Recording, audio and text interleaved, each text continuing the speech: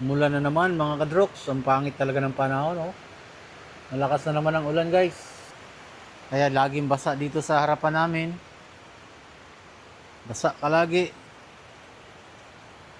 Yung asawa ko pa naman, napakalinis sa harap. Araw-araw naming winawalis to. Pinaproblema namin araw-araw yung kalinisan dito sa harap naming bahay namin, sa aming apartment. Pero pag ganito, laging ulan, parang nakakadismaya kasi laging mo makikita yung basa ng tubig. Ayan, oh. Lagi na lang basa ng tubig. By the way guys, dito kami nakatira sa Santa Rosa, Laguna. Sa may Barangay Kaingin. Malapit na rin ito sa Laguna de Bay. Kung makita nyo dyan sa parting likuran yan, natatakpan na lang kasi ng mga kabahayan. Yan ay lawa ng Laguna na. Lawa po ng Laguna yan mga kadroks. Ito po ang aming initirhan guys. Pag makyat ka sa taas, dadaan ka muna dito sa hagdan. Ayan. Dadaanan mo yung hagdan na yan. Tapos paikot hanggang akyat ka dito. Makarating ka dito. At dito ang amin. C3. Ayan o, C3. May mga halaman din na tinatanim yung asawa ko. Gaya niyan. Nabawasan na yan. Dati marami talaga yan guys. Kaso ang iba niyan na iuwi na namin doon sa dati namin bahay. Yung original talaga namin yung bahay. By the way kasi may bahay din kami naman dito sa Santa Rosa. Sa bayan mismo mga idol. Nandun ng bahay at iniwan na lang namin ngayon na nakasara. At ang masama ay nabubulok na yung bubong. Hindi na namin napapagawa. Kaya naman kami umalis doon kasi lumaki na ang aking pamilya. Malalaki na yung aking mga anak. At meron na rin akong apo. Kaya sumisikip na kami doon sa bahay na yon. Kaya kailangan na namin humanap ng medyo mas malaki at maluwag sa amin. Kaya dito kami napunta sa lugar na ito kasi ang gusto ng mga anak ko at ang pamilya ko, mapalapit kami doon sa kapilya. Ayan, kapilya ng Iglesia ni Cristo. Ayan, kasi kami ay aktibong miyembro ng Iglesia ni Cristo. So malapit lang, it's a throwing stone away lang dito sa aming bahay, dito sa aming apartment. But anyway, yun nga, tag-ulan ngayon. Hindi ako nakabiyahe ngayon mga kadroks kasi tag-ulan. Kasi lang trabaho ko ngayon ay isang MC driver, taxi rider. At ang dala ko lagi siyempre motorsiklo, pero ngayon wala dyan ang aking motor. Hiniram ng aking anak, kakaalis lang. Pag tag-ulan talaga guys, hindi talaga tayo swerte sa pagbabiyahe kasi ang pasahero kukunti. At siyempre maaaring magkakasakit ka dulot ng tubig ulan.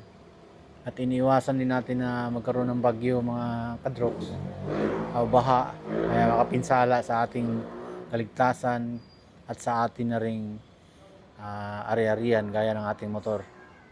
So pinili ko na bumiyahe lang ng saglit kaninang umaga at ito na ngayon umuwi ako ng tanghali at dito na uli ako sa bahay.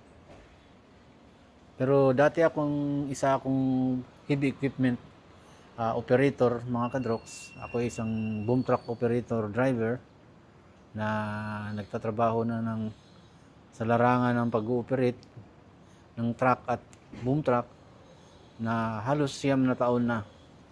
Subalit nagkasakit tayo mga kadroks ng nervyos, yung ating panic anxiety disorder. Kaya tayo ay di na uli nagtrabaho, nag-resign tayo na halos magdadalawang buwan na.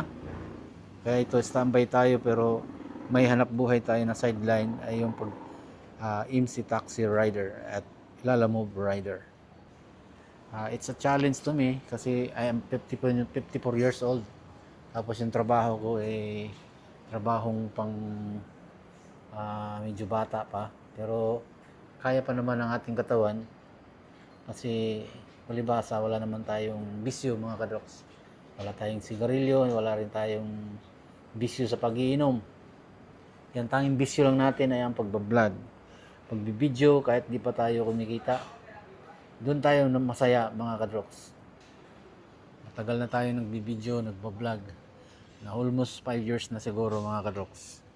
Kaya kahit walang kita o meron, tuloy natin to kasi dito tayo naging masaya. Masaya tayo sa ating ginagawa. Ang pinakamahalaga sa buhay ng tao, yung masaya ka sa iyong ginagawa. Kahit wala namang kapalit. Kasi ganyan din ang aking patakaran sa trabaho. Kapag hindi ka masaya sa trabaho o sa surroundings mo, wala nang rason kung bakit ka magtagal.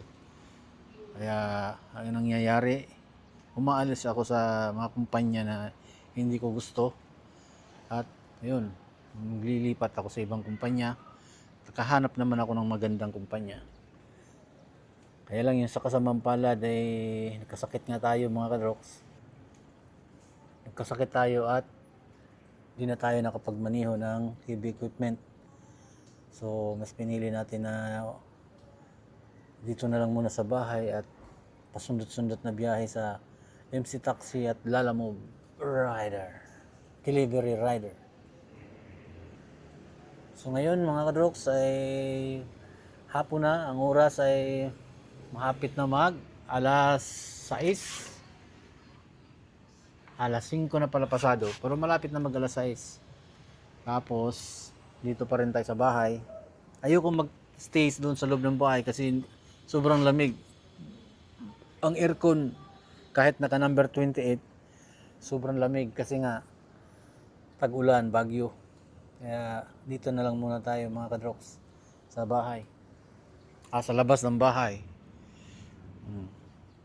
Maggagawa na lang muna ng video mga kadroks para i-upload natin sa ating YouTube channel, sa ating Androx Vlog TV mga kadroks. So, ayan. Ito ang apartment ng tinitirhan namin. Marami siyang butas. Yan ang mayari dyan. Tapos dito pa ang dami. Meron pa sa baba. At ang parking area, ito pong parking area, napakaluwag.